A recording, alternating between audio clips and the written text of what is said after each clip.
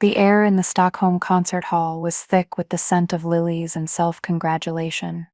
It was heavy, a physical weight that pressed down on my shoulders, the same recycled, reverent air breathed by generations of geniuses and giants. From my seat in the press balcony, I could see the king, the laureates, the shimmering gowns and starched collars, and I could see him, Dr. Archer Finch, my mentor, my idol, the man who stood on the precipice of history, bathed in golden light, accepting the Nobel Prize for my work. He looked every bit the part, silver-haired, a face carved with thoughtful lines, a humble, practiced smile playing on his lips. To the world, he was a titan of medicine. To me, he was a ghost who had stolen my reflection. My press pass felt like a cheap forgery in my clammy hand, the flimsy plastic, a stark contrast to the heavy, engraved invitations resting on the velvet seats below. Getting it had been a war of attrition, a series of emails and calls,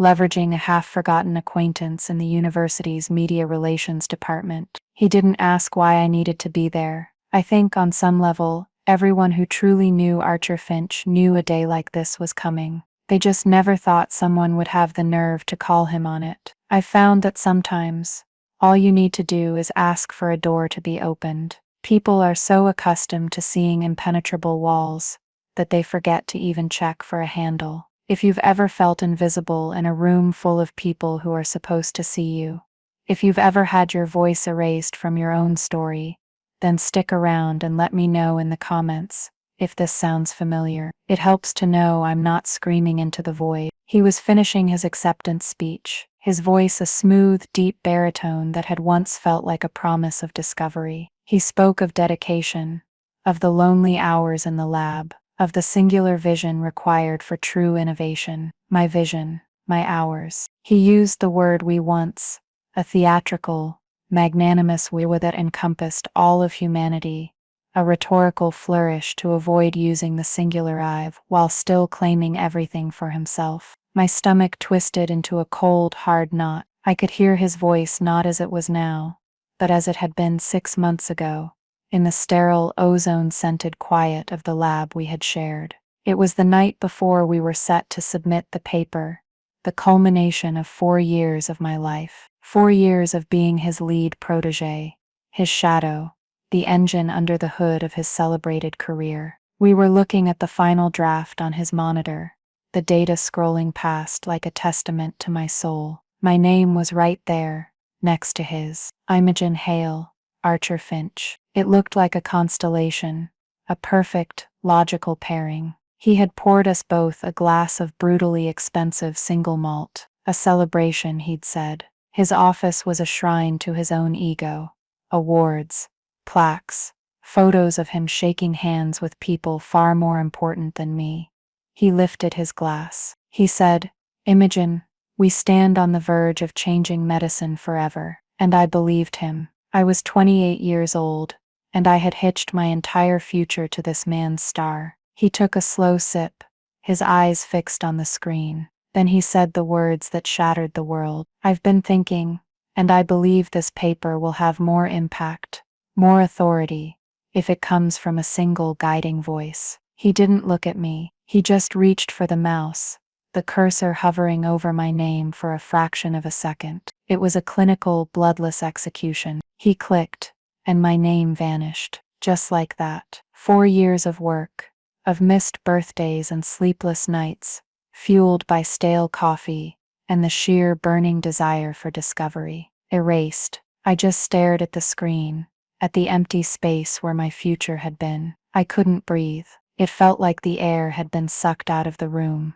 I managed to say his name. Just, "Archer." It came out as a whisper. He turned to me then, and the warmth I had mistaken for mentorship was gone. In its place was a chillingly serene sense of finality. He said, "This is bigger than you now, Imogen. It's for the greater good of the project, a unified front. You understand." It wasn't a question, it was a command. He then opened a drawer and pulled out a plain white envelope, my final paycheck and severance. He said, "The university is restructuring the lab's personnel to align with our new funding priorities. Your position has been made redundant, effective immediately. Redundant. I who had designed the primary experimental protocols. I who had debugged the genetic sequencing software when no one else could. I who had identified the critical protein catalyst after he had declared the entire line of inquiry a dead end. I was redundant. The architect of the entire project was being told she was no longer necessary to the building's future. He stood up, smoothing the front of his jacket. It's a formality, Imogen. You're a brilliant girl. You'll land on your feet. He walked to the door and held it open. A quiet, polite eviction from my own life. I didn't move. I couldn't. I just sat there, looking at the screen, at the title of the paper now bearing only his name. He sighed, a sound of faint annoyance. I'll have security escort you out if you'd prefer. The threat was gentle, almost paternal. It was the most violent thing I had ever experienced. I stood up, left the whiskey untouched, and walked out. I didn't look back. That was the last time I saw him in person, until tonight. Now, in Stockholm, the applause was thunderous. He bowed his head, a perfect picture of humility. The moderator stepped up to the podium. He said, "Dr. Finch has graciously agreed to take a few questions from the press." My heart began to beat a slow, heavy drum against my ribs. A quiet heat flushed up my neck. I raised my hand. It didn't tremble. It was as steady as the cold, hard resolve that had been my only companion for the last 6 months. It wasn't about revenge. I told myself that every day, every night. It was about correction. It was about restoring a fundamental truth to the universe. The moderator's eyes scanned the balcony. He pointed. Yes, the young woman in the back. Me. I stood up. The rustle of my coat, the only sound in my own ears. The spotlight found me, and for the first time in a very long time, I was no longer invisible. The 24 hours after he fired me are a blur of gray, and I remember the hollow echo of my footsteps in the empty university corridor. I remember the security guard, a kind-faced man named Sal who had often brought me coffee on late nights, looking at the floor as I handed him my ID badge. He wouldn't meet my eyes. He knew. Everyone knew. The lab was a small world, a terrarium of ambition and gossip, and a public execution like mine was an event. I walked out into the cold night air, and it felt like I was breathing for the first time without a filter. The raw, damp chill, a shocking contrast to the climate-controlled sterility I had lived in for years. I didn't go home. I couldn't. My apartment was a shrine to my work. The walls were covered in whiteboards filled with equations and molecular diagrams. Stacks of journals and printouts formed precarious towers on every available surface. It wasn't a home. It was an extension of the lab. To go there would be to walk into my own mausoleum. So I drove. I just drove, aimlessly through the sleeping suburbs, the repetitive landscape of identical houses, a balm to my fractured thoughts. I ended up in the parking lot of a 24-hour diner, the kind of place with cracked vinyl booths and a menu sticky from 1,000 other hands. I sat there until dawn, nursing a single cup of burnt coffee, watching the truckers and the night shift workers come and go. They were real people in a real world, a world I had completely forgotten existed.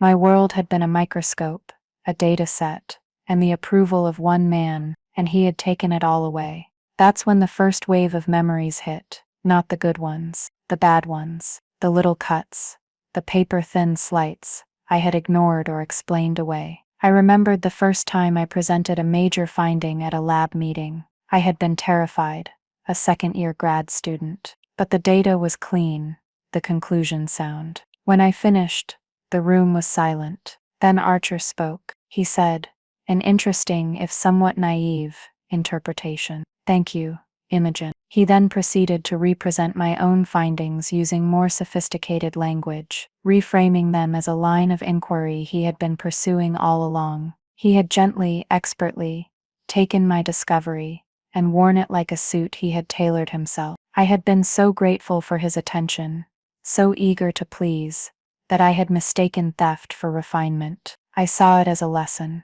He was teaching me how to command a room. He wasn't. He was teaching me how to be his footnote. Another memory. A year later, we were applying for a massive federal grant. The application was a monster. Hundreds of pages of technical specifications, budget projections, and experimental design. I did 90% of the writing. I built the budget from the ground up. I wrote the protocols. I created the data visualizations. For 2 weeks, I barely slept. I lived in the lab. The night before the deadline, he called me into his office. He had the final draft. He smiled that warm paternal smile and said, "Excellent work, Imogen. This is a solid foundation." Then I watched him take a pen and cross out my name as a co-investigator, listing me instead as a contributing researcher.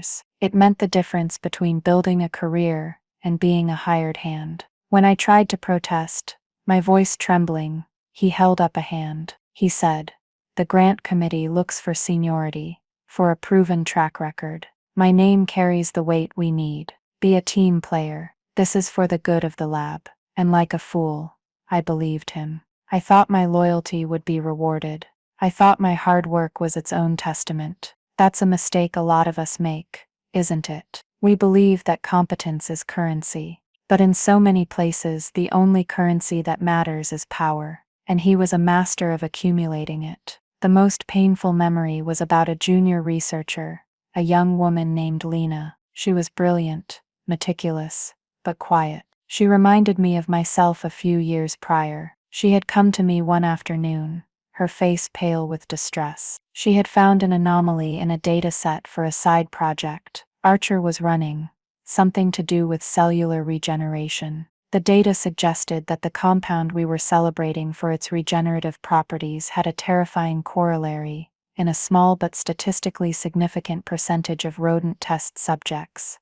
It triggered explosive, cancerous growth. It was a monster hiding in the miracle. She showed it to Archer. According to her, he looked at the data, told her she had probably contaminated the samples, and instructed her to run it again until you get the right result. He told her not to mention the anomaly to anyone. It would, he said, create unnecessary panic and jeopardize funding. I had gone to him on Lena's behalf. I defended her methodology. I showed him how the anomaly was real. I thought I was being a good mentor, protecting a junior scientist. Archer had listened patiently. Then he looked at me, his eyes cold. He said, "Imogen, your job is to focus on the primary project, the one that will make our careers. Do not get distracted by statistical noise, and do not encourage hysteria in my junior staff. Is that clear?" I had backed down. I had told Lena to be careful, to document everything, but I backed down. I chose my ambition over my conscience. I told myself it was for the greater good, that the main project was too important. That was the moment I became complicit. That was the moment I let his corruption poison me too. The memory of my own weakness was a bitter pill. I sat in that diner for hours, the sun rising outside, and I felt the full weight of my own foolishness. It wasn't just him, it was me. I had allowed it to happen. I had built the pedestal he stood on, polished the marble myself, and then acted surprised when he kicked me off. The despair was a physical thing, a heavy cloak that threatened to suffocate me. I finally paid for the coffee and walked out into the bright, unforgiving morning light. My phone buzzed in my pocket. A text from my mother. It was a link to a news article. I opened it. The headline read, "University's Archer Finch unlocks key to cellular repair, tipped for Nobel." And just like that, the despair vanished. It didn't fade, it was incinerated. In its place, a single, pure, crystalline thought formed. It was cold and clean, and utterly silent. He would not get away with it. The years of quiet service, of swallowing my pride, of being a team player, that person was gone. She had died in the lab the night before. I wasn't his protege anymore. I was a loose end, and he had made a grave miscalculation. He assumed I would be silent. He assumed I would be so broken that I would just disappear. He, a man who prided himself on understanding every variable, had overlooked the most critical one, me. The resolve was not a hot, angry fire. It was a cryogenic freeze. It locked every part of me into a single purpose. I went home. I walked into my apartment, my so-called mausoleum, and I saw it not as a tomb but as an arsenal. Every whiteboard, every equation, every stack of paper was a weapon waiting to be armed. He had taken my name off a single paper, but he couldn't erase my process. He couldn't steal the dead ends, the mistakes, the eureka moments that were mine and mine alone. The work wasn't just in the final, polished paper. The real work, the soul of it, was in the journey. And I had the map. I had kept meticulous, almost pathologically detailed, lab notes, not on the university servers. He had access to those. No, I had kept a parallel set of notes, a private diary of the project, on an encrypted, air-gapped hard drive. I had started it as a simple backup, a habit born of paranoia. Over the years, it had become something more. It was my testament. Every page was time-stamped by the software, every entry locked in chronologically. It contained not just the successful experiments, but the failures, especially the failures. It was a map of a maze, and it showed every wrong turn we ever took. A person who had only been given the solution could never ever navigate the maze, and I knew with chilling certainty which wrong turn I was going to ask him about. The first step was to secure my leverage. The second was to find an ally. I thought of Lena. Quiet, brilliant, terrified Lena. I knew Archer would have made her position untenable after I was fired. He wouldn't want a witness to his data suppression hanging around. I found her on a professional networking site. She was listed as seeking new opportunities. Of course she was. I sent her a simple encrypted message. I have a plan. I think you can help. I'm sorry I didn't do more before. We met in a coffee shop far from the university, a place where neither of us would be recognized. She looked tired, worn down. The spark of curiosity I remembered was gone, replaced by a weary caution. She told me I was right. After I was fired, Archer had doubled down on his pressure campaign. He had personally supervised her experiments, standing over her shoulder, criticizing every move. He'd lost the data logs that showed the cancerous side effects, and then formally disciplined her for sloppy record-keeping. He was building a case to fire her for cause, to completely discredit her before she could become a problem. She had quit before he could. She was about to give up on research entirely. She said the whole field felt dirty to her now. I listened, my own anger hardening into something sharper. My betrayal was about credit and career. His treatment of Lena was about something far darker. It was the deliberate, malicious destruction of a young scientist's confidence and a conscious effort to bury data that could harm people. This was no longer just about me. It was about him. It was about a man so desperate for glory that he was willing to risk lives. I looked Lena in the eye. I said, "What he did to us, to the science, is a perversion, and the Nobel Prize is the biggest stage in the world. Anointing him isn't just a mistake.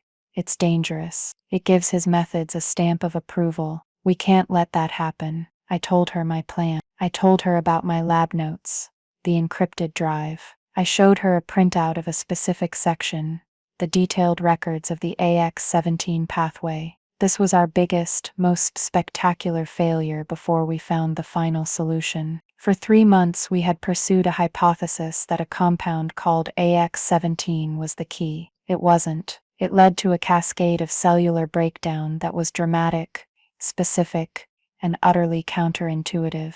It was a dead end so complete that Archer had ordered all records of it scrubbed from the official lab servers. He called it an embarrassing diversion, but it was a necessary diversion. You couldn't have reached the final breakthrough without understanding why AX-17 failed so catastrophically. It was the negative space that defined the final correct shape of the theory, and tucked within my notes on the AX-17 failure was the data Lena had first identified, the anomaly. I had cross-referenced it with my own work, and confirmed it. The same compound Archer was now trying to patent for regeneration had a clear documented link to the cellular breakdown pathway. My notes proved he knew about it. He hadn't just seen her data, he had seen mine, confirming hers, and had explicitly told me to bury it. I said to Lena, "He has the final paper, but I have the process. I have the proof. I am the only person on Earth who can explain the AX-17 failure in detail, and I have the evidence that his pursuit of glory is knowingly reckless. A flicker of the old light returned to Lena's eyes. The fear was still there, but now it was mixed with something else. Hope, she asked. What do you need from me? I need a witness, I said. I need someone who can corroborate my story. I'm going to Stockholm. When this is over, the world is going to want to talk to the people who were in that lab.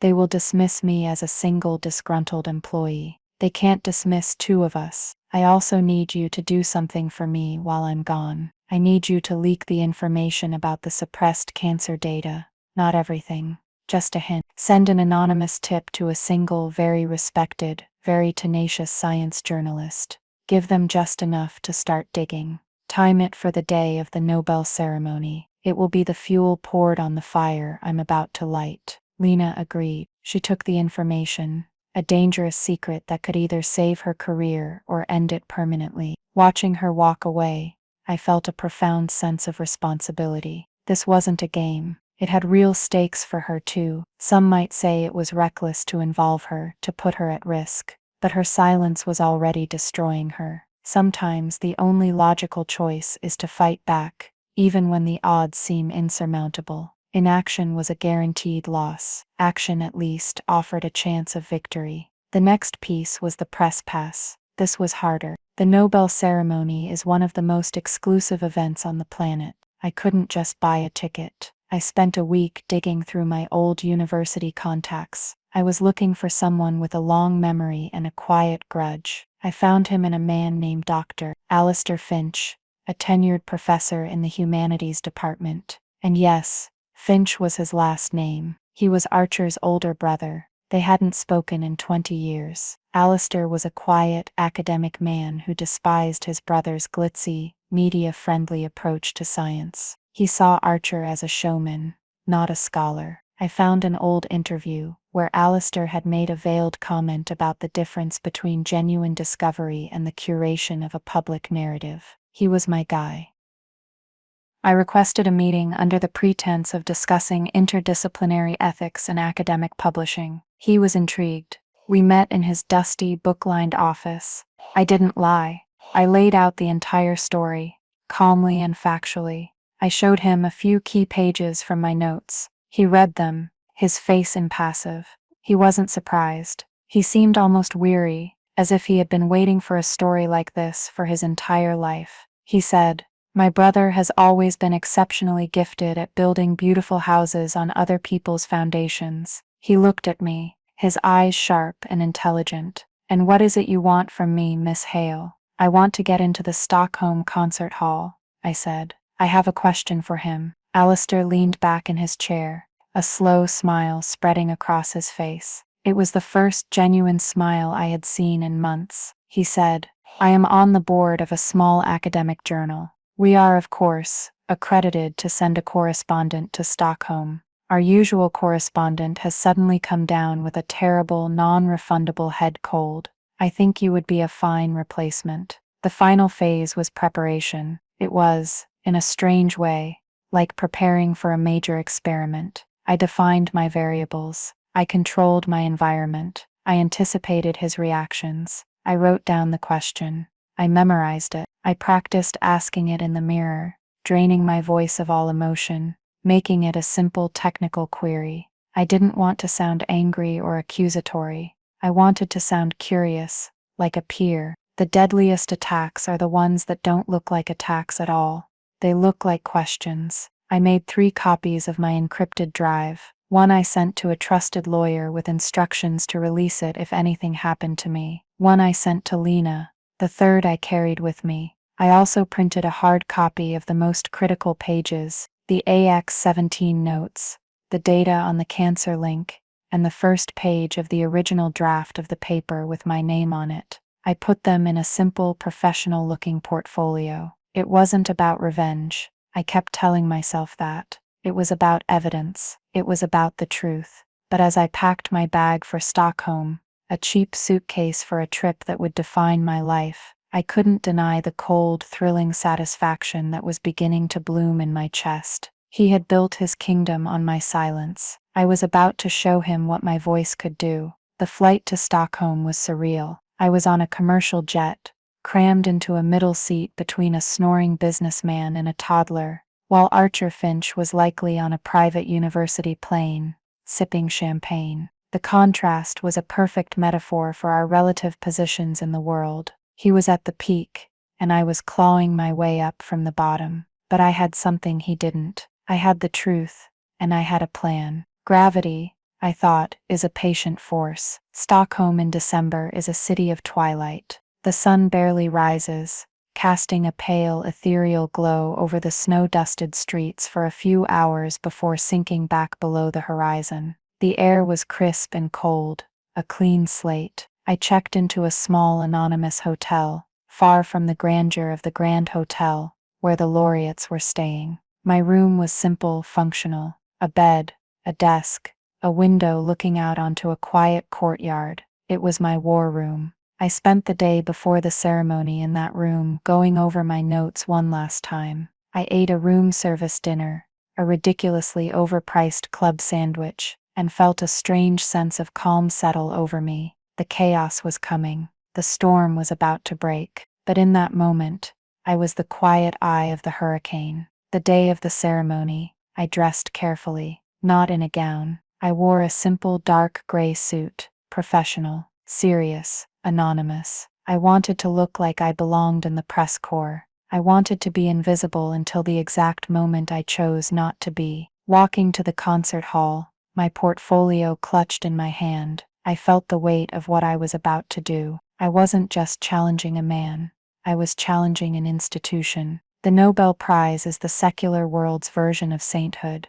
To question its judgment, in the very hall where that judgment is canonized, was an act of profound heresy. There was a part of me, a small frightened part, that still remembered the awe I once felt for him, that screamed at me to turn back, to just let it go, to accept the injustice and move on. But then I thought of Lena, her career almost destroyed. I thought of the patients who could be harmed by his ambition, and I thought of the person I used to be, the one who believed that hard work and brilliance were enough. I owed it to her to see this through. I pushed the fear down. It wasn't about revenge. It was about setting the record straight. Inside the hall, the atmosphere was electric. I found my seat in the balcony, a bird's-eye view of the stage. The ceremony began, a symphony of pomp and circumstance. The royal family entered.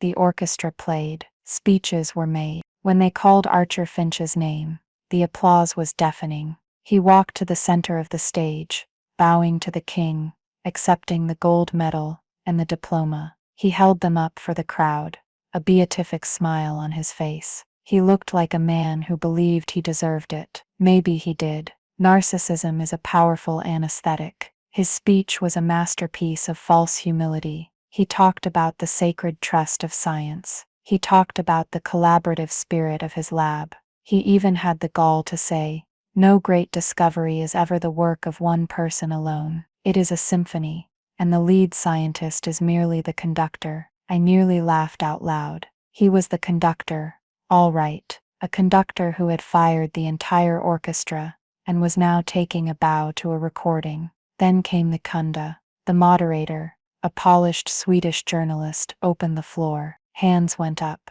The first few questions were softballs. "Dr. Finch, what does this moment mean to you? What is the next frontier for your research?" He answered them with his usual practiced charm. He was relaxed, confident. He was in his element. I took a deep breath. I raised my hand, and the moderator pointed to me. Yes, the woman in the gray suit. The spotlight hit me. I could feel hundreds of eyes turning in my direction. I could see Archer on the stage, squinting into the light, a faint, polite smile on his face, waiting for another fawning question. A technician handed me a microphone. My hand was steady. My voice, when I spoke, was clear and calm. There was no tremor of anger, no hint of accusation. I was just a researcher asking a technical question.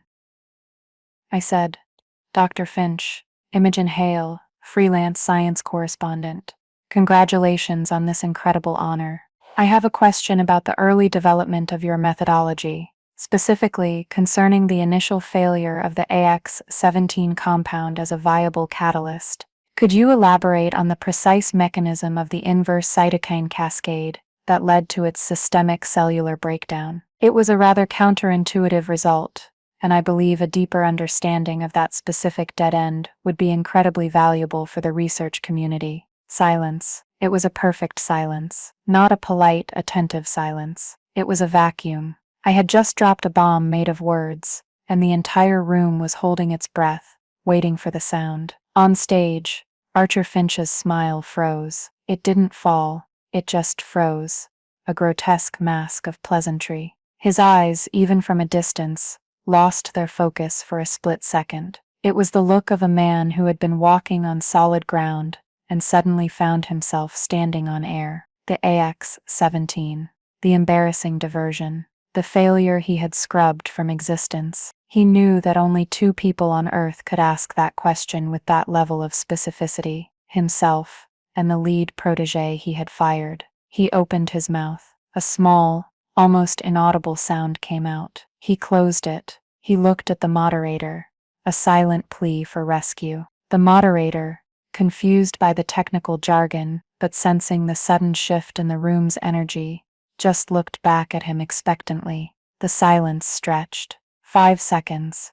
10. In the world of live Q&A, it was an eternity. The hum of the auditorium's ventilation system suddenly sounded like a roar. He finally found his voice. It was strained, a full octave higher than his smooth baritone from the speech. He said, "That's a very granular question. It refers to a very early, very minor exploratory path. In the grand scheme of the project, it was not significant." He was deflecting. He was trying to minimize it, to brush it off as unimportant trivia. But the way he said it, the tension in his shoulders, the slight sheen of sweat that had appeared on his forehead under the hot stage lights, it screamed significance. He was trying to dismiss the question, but his body was betraying him. I still had the microphone. I didn't let the technician take it. I kept my voice level, respectful. "With all due respect, Doctor, I believe it was quite significant.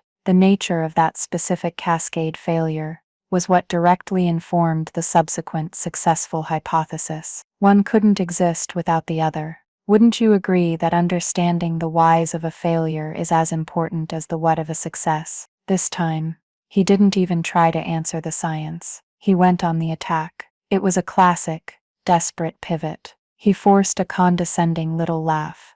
"I remember you, Imogen, a junior researcher in my lab for a time, a bright girl, but perhaps a little too focused on the trees to see the forest. It's common for young scientists to get attached to failed hypotheses. You learn with experience that the key is to move on." He was trying to frame me as a nostalgic amateur, a jilted student obsessed with an old mistake. He was painting a picture for the audience, trying to regain control of the narrative. "You're a disgruntled former employee." He didn't say the words, but everyone in the room heard them. It was a fatal error. He had just confirmed my identity and my connection to the work. He had, in his panic, handed me my opening. The power in the room had now tangibly shifted. It was no longer a celebration. It was a confrontation. A few rows ahead of me, a journalist from a major international science journal, a woman with a fearsome reputation named Anya Sharma, turned in her seat to look at me. Her expression was no longer one of passive observation. It was a hunter's gaze. She smelled blood in the water. She raised her own hand, and the moderator, desperate to move on from the awkwardness, pointed to her immediately. Anya stood up. She didn't need a microphone. Her voice cut through the tense air like a scalpel. "Anya Sharma, for Nature. Dr. Finch, I'd like to follow up on my colleague's question." She called me her colleague. It was a small gesture, but it was a shield. She was lending me her credibility.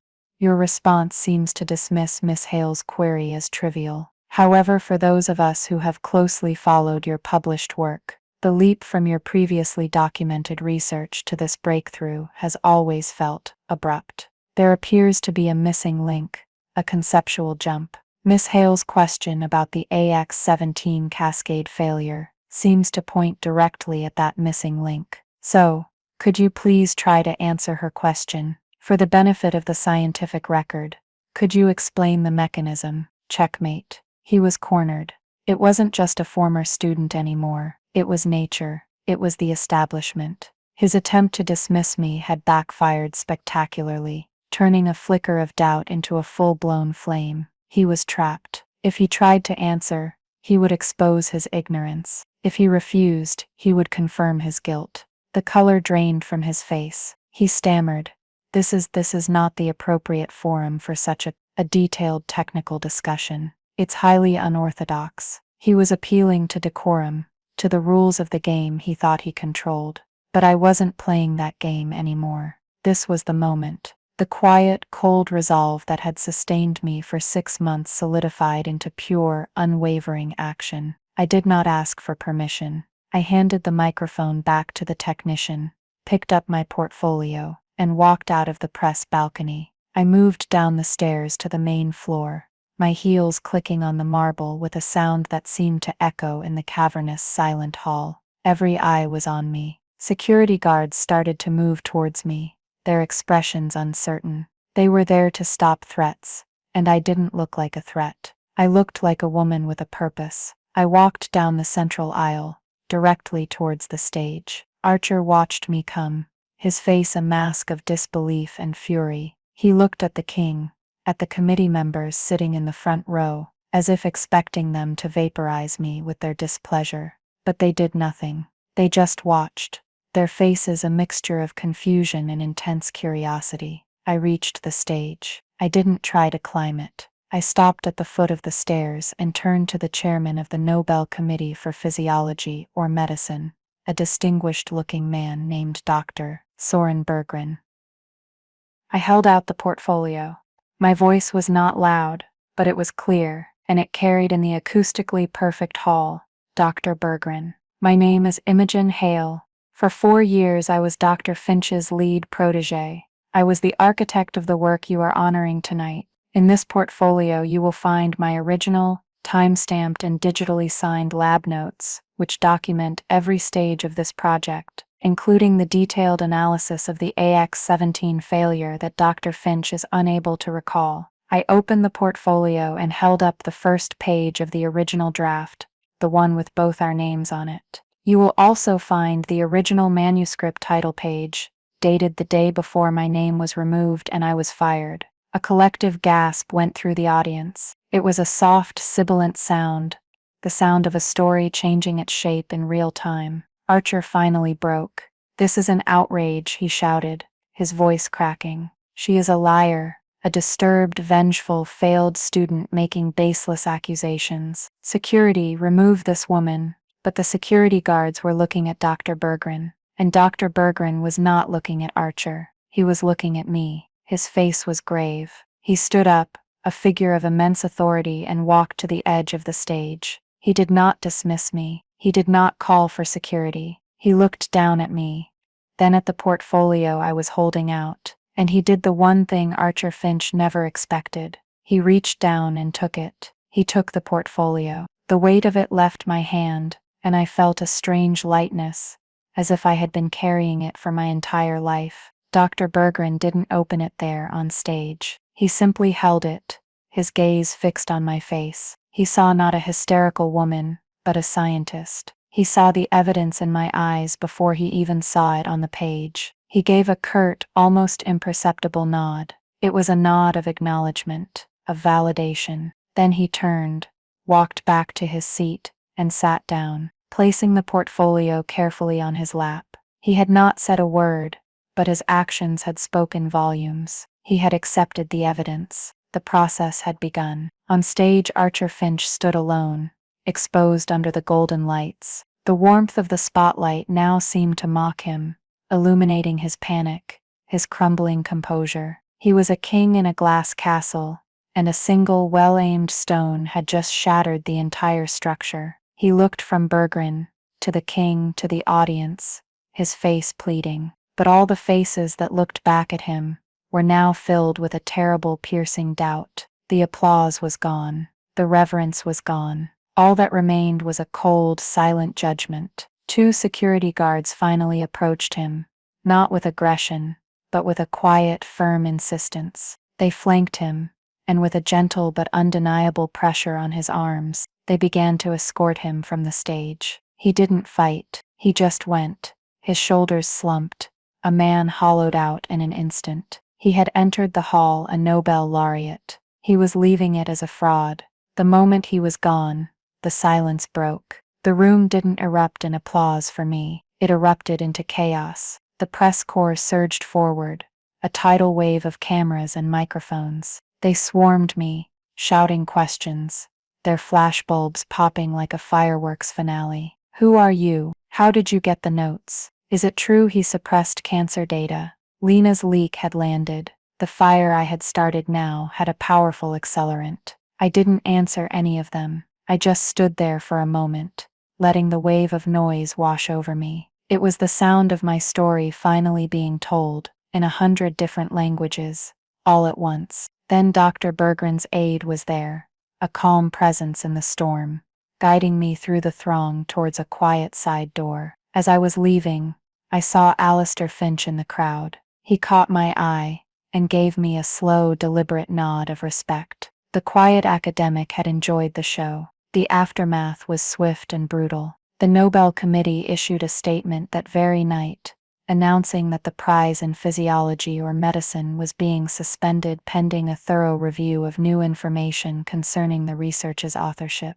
The university immediately placed Archer on administrative leave and launched a full-scale internal investigation. The story was global. Nobel shocker, the headlines screamed. The ghost in the machine, one particularly poetic journalist dubbed me. I became, for a brief period, the most famous scientist in the world, not for a discovery, but for reclaiming one. I gave a single exclusive interview to Anya Sharma. I sat with her and Lena, and we laid out the entire story. The stolen credit, the suppressed data, the culture of fear Archer had cultivated in his lab. Lena, no longer timid, spoke with a clear, strong voice about the pressure to falsify results. My lab notes, which the committee's independent experts verified as authentic and contemporaneous, were the unshakable proof. Within a week, the Nobel Prize was officially rescinded. It was an unprecedented move, a stain on the institution's history, but a necessary one. The university fired Archer, citing gross academic misconduct. He was disgraced, his legacy erased more completely than he had ever erased my name. There was talk of lawsuits, but they never materialized. He simply vanished from public life, a ghost of his own making. I never spoke to him again. I never had to. The final confrontation had been silent, on the world's biggest stage, and I had won. But it's strange. The victory didn't feel like a euphoric explosion. It felt like a quiet settling, like a fractured bone that had finally been set correctly. The world was back in its proper alignment. It wasn't about revenge. I realized in the quiet days that followed that the statement was finally true. The rage had burned away, leaving behind a clean, clear sense of justice. It was about restoring the integrity of the work itself, work that was bigger than him, bigger than me. A few months later, Lena and I received an email from a major philanthropic medical foundation. They had followed the story. They were impressed by our integrity, and more importantly, by the underlying brilliance of the research they could now see was clearly mine. They offered to fund the creation of our own independent research institute. No strings attached. They wanted to fund good science, done by good scientists. We accepted. Today I'm standing in our new lab. It's clean, filled with light, and state-of-the-art. It doesn't smell like ego or fear. It smells like possibility. My name is on the door, not next to someone else's, not in a smaller font, just my name. The Hale Institute for Cellular Science. Lena is our co-director. We are building a place where discovery is the only currency, and collaboration is a genuine partnership, not a prelude to theft. We are even re-examining the AX-17 pathway, believing that within that spectacular failure, there are still valuable secrets to be found. My story is a dramatic one, but I know that in offices and labs